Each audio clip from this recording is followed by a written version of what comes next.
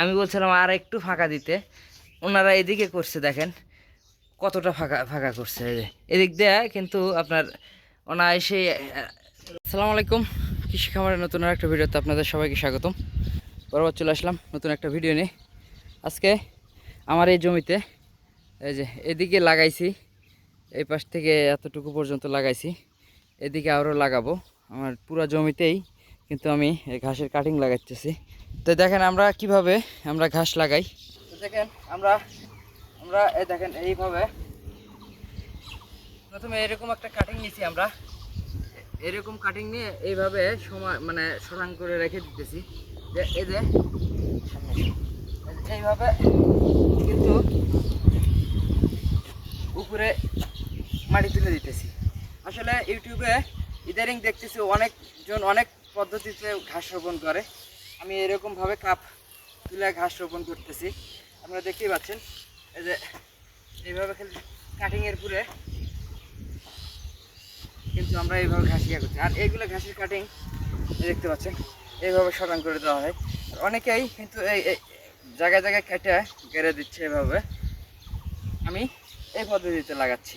আর আমাদের এই ঘাসের কাটিং কিন্তু অ্যাভেলেবেলই আছে অনেক। আসলে ইদারিং দেখতেছি ইউটিউবে প্রচুর ঘাসের কাটিং বিক্রি হচ্ছে। যারা 1, যারা 2, স্মার্ট নেপিয়ার, গুয়েথিমালা, এগুলো প্রচুর ঘাস কিন্তু এখন আমদানি হচ্ছে এবং সবাই কাটিং বিক্রি করতেছে।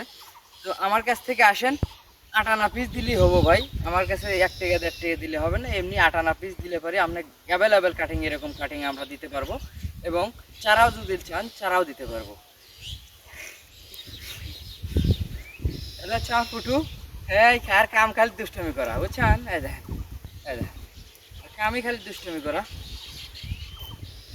তো আমি এতখানি জমি কিন্তু পুরোটাই লাগাবো এই আমাদের এই এটা কি ঘাস বলি আমরা, দেশি ঘাস করেই বলি।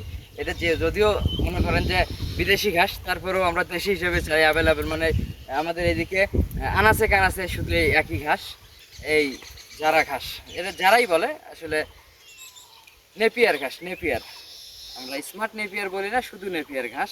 তা আমরা আগে লাগাই, তারপরে আপনাদের দেখাচ্ছি কতখানি জায়গাতে আমরা লাগাচ্ছি আর কীরকম কাটিং আমাদের আছে দেখাবো ইনশাল্লাহ।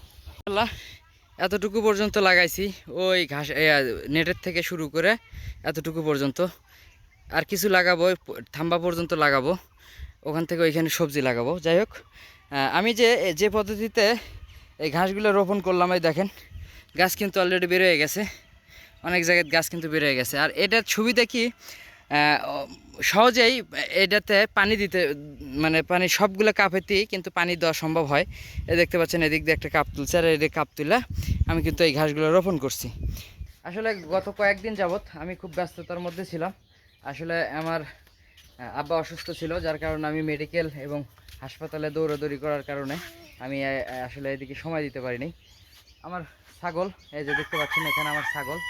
তো ছাগলের জন্য আমি নতুন করে ঘর নির্মাণ করলাম। আসলে বাঁশের চারাট দিয়ে ঘরগুলো নির্মাণ করলাম। এই যে দেখতে পাচ্ছেন পুরা কিন্তু আমি চরাট দিয়ে ছাগল রাখার জন্য করলাম। আর এই যে এখানে ফাঁকা ছিল, এটা যে আগের যে চরাটটা ছিল সেটা এখান দিয়ে বেড়ার কাজ করবে আর কি, যার জন্য এটা এখানে রাখতেছি। আর এখানে দিয়ে ছাগলগুলো ওঠানামা করার জন্য একটা সিঁড়ি করে দেব, আর এখানে একটা গেট করে দেবো। মাশাল্লাহ, আসলে আমি এখানে ছিলাম না দীর্ঘদিন, যার কারণে কাজের লোক নিয়ে রেখে গেছিলাম। আসা দেখি যে একদম পুরো কাজই শেষ। এখন শুধু ওই পাশে একটা গেট হবে আর এখানে একটা সিঁড়ি হবে। আমার চ্যানেল নতুন দর্শক হয়ে থাকলে অবশ্যই চ্যানেলটি সাবস্ক্রাইব করে দেবেন। ফেসবুক থেকে যারা দেখছেন দয়া করে পেজটি ফলো করে দেবেন। তো আমার ছোটো ভাই জয় ওই সকাল থেকে আসা আমার সাথে কাজে লেগে গেছে, কাজগুলো ওই করতেছে। আমার এই ঘরের এই চোরাটের জন্য বাঁশ কিনেছিলাম আমি 1700 টাকা দিয়ে, চোরাটের জন্য বাঁশ। আর 13টা বাঁশ কিনছিলাম 1700 টাকা। এর ভিতরে লেবার কস্ট গেছে হলো 1200 টাকা। হ্যাঁ 1200, তো হ্যাঁ 1200 টাকা লেবার কস্ট গেছে। আর এখানে মাশাআল্লাহ অনেক শক্তপোক্ত কিন্তু আমার এই চোরাটটা হয়েছে।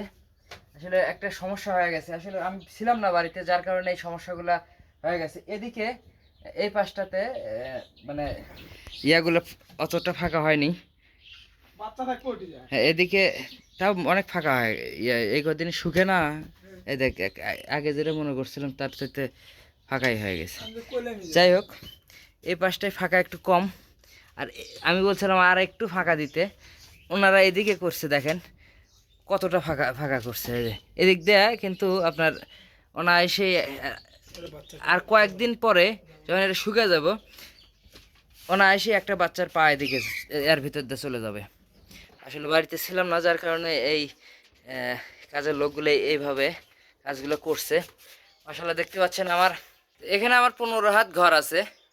আসলে এই 15 হাত ঘর নির্মাণ করতে, অর্থাৎ এই চোরাট ফেলাতে আমার 3500 টাকা অলরেডি চলে গেছে।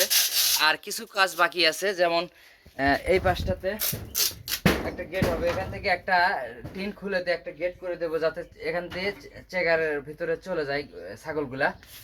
আর এখানে একটা গেট হবে এই পাশ দিয়ে আপনার খাবারের, অর্থাৎ বৃষ্টির সময় যখন বর্ষার সিজন চলে আসবে তখন কিন্তু এই পাশ দিয়ে খাবারের পাত্রগুলো রাখার একটা বন্দোবস্ত করতে হবে। ভিডিওটি আজকের মতো এই পর্যন্তই, সবাই ভালো থাকবেন।